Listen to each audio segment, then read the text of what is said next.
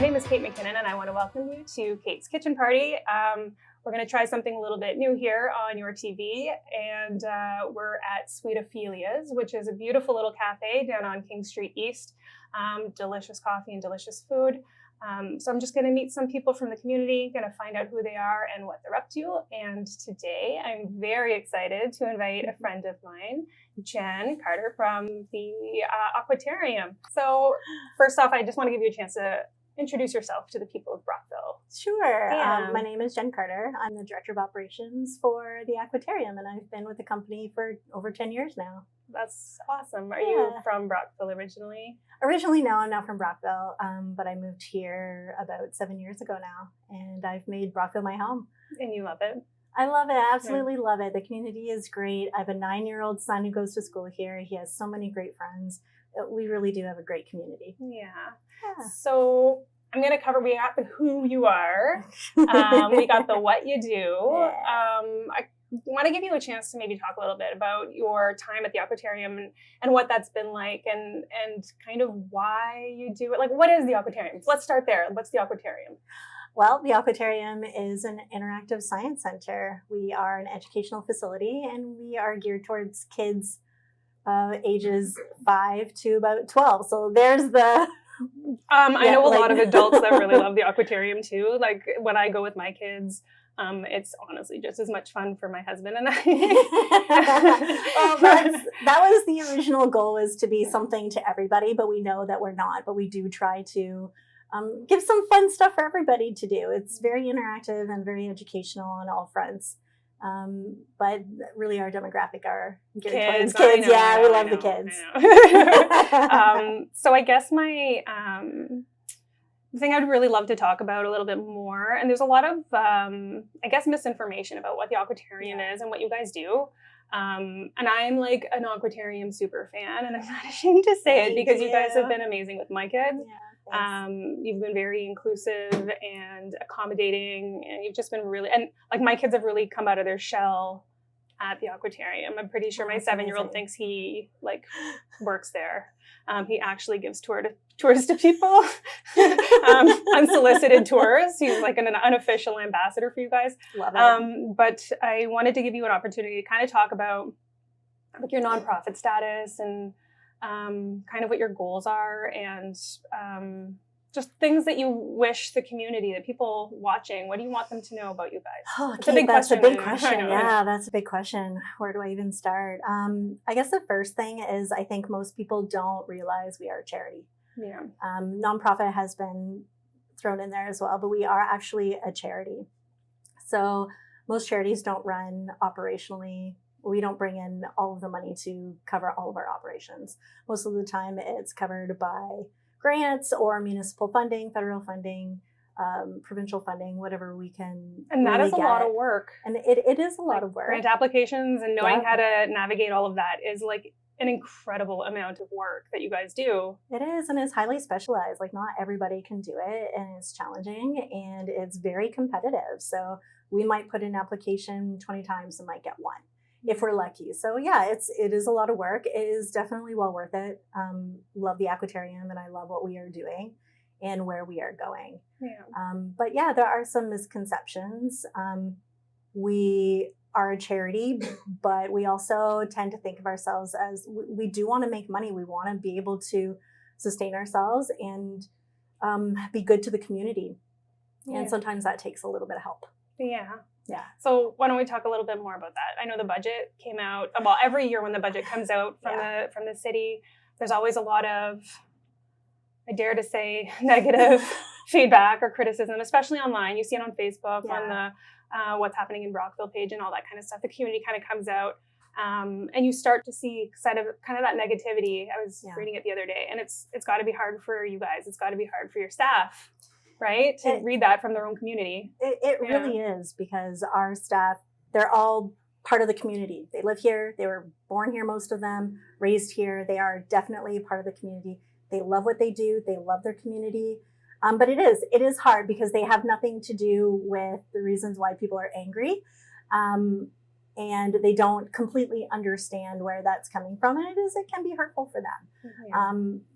but they are an amazing crew down there, and they love our guests. Yeah. And they always put on 150% of themselves every time we open those doors. So I am very proud of them. Yeah. And so how many people are on your team? So we have a huge range. Okay.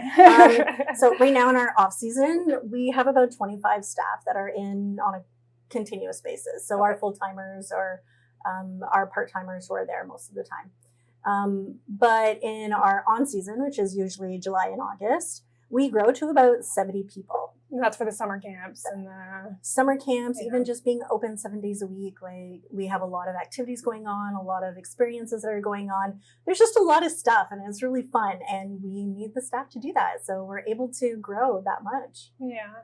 And I know you were telling me that you guys were always in search of volunteers, and you're a part of your model when this Aquatarium was first kind of conceived, it was largely going to function on the help of volunteers. Yeah. But then we had COVID, a very, very, very hard few years. Now, times are tough. People are struggling. Jobs are kind of, it's just, everything's expensive. People are, it's a struggle right now, right? And so finding volunteers, people who are willing to work for the joy of working and nothing more, it's really hard. So what has that been like, trying to manage a charity, especially such a hands-on one like yours, where you need the bodies, you need the people helping. We do. But then there's such a shortage as well. How are you guys navigating that? Well, carefully. It's been a strain, and this is the last couple of years have been tough in that area. But we're not the only ones experiencing a volunteer shortage. It is a worldwide thing. Not as many people want to volunteer, and yet the economy has a huge part of that. We're feeling it. Yeah. So we've had to supplement with paid staff members, which on one hand is not a bad thing, but when we compare to our original plan and moving forward, it's kind of thrown a wrench into our overall plan. We love our volunteers, and we do still have some. We have a lot of student volunteers who are getting their volunteer hours for school, or co-op students. We still have a number of amazing volunteers that come in on a regular basis, but not what was anticipated when we first opened our doors. Yeah. So, then could you say, so just to try to find some support in the community, because there are going to be people watching this and maybe they might think, I could volunteer, they're retired or they're young. What's the kind of the age limits for volunteering, and what are the criteria? How are you guys recruiting volunteers? What is it you guys need? So right now, volunteers of all ages, we do start at the age of 14 for volunteering. Unless they're with a school program or something like that, then we can really do a one-on-one basis. We can mold it so that it fits everybody. But really, we're looking for people who just want to come and interact, learn, and teach others about the Thousand Islands, because that's what the Aquatarium is all about. It's all about the Thousand Islands and everything that we do here. So people who are passionate about that, we would love to have them out. Yeah. All they have to do is reach out to us on our website. There is a link for volunteering. And you will get in touch with Maddie, she's an amazing gal, and she'd love to hear from you guys. But I mean, we understand the constraints of everybody right now, so we're not pushing it, but we would love to see people out. Oh, that's fantastic. Yeah. I wish I had more time. I would volunteer. I love the opportunity. I would love to hang out there all the time. I'd love to have you there.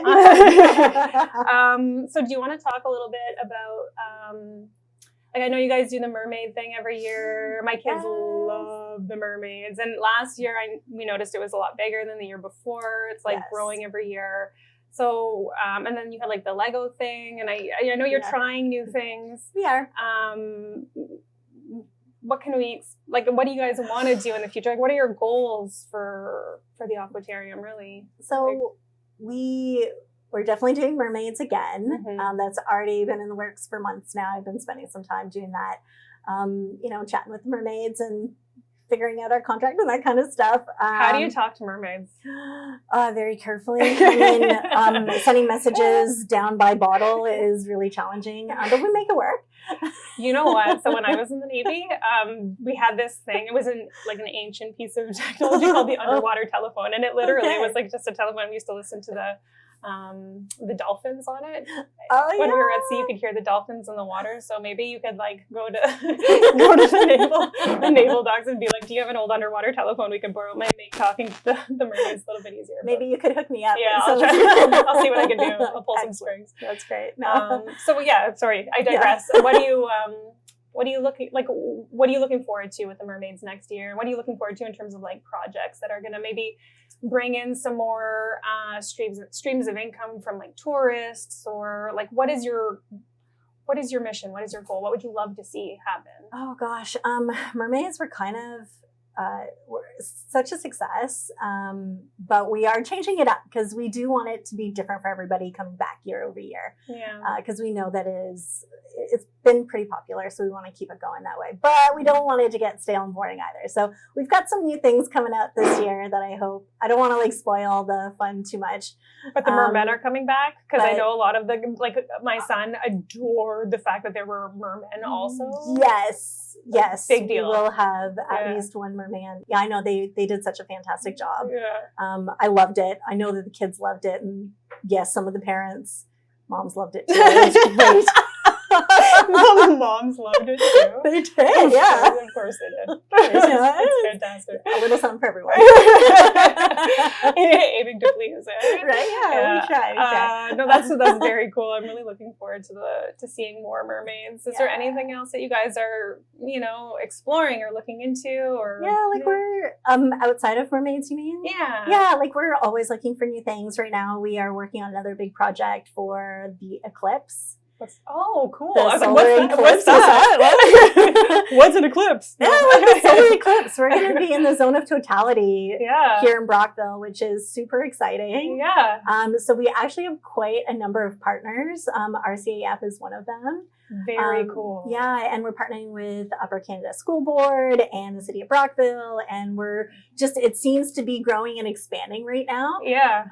So we're really excited about where that is going. We're still kind of in the starting phases, but we have our little group and our little committee, which seems to be growing too. So that is an exciting thing coming in April.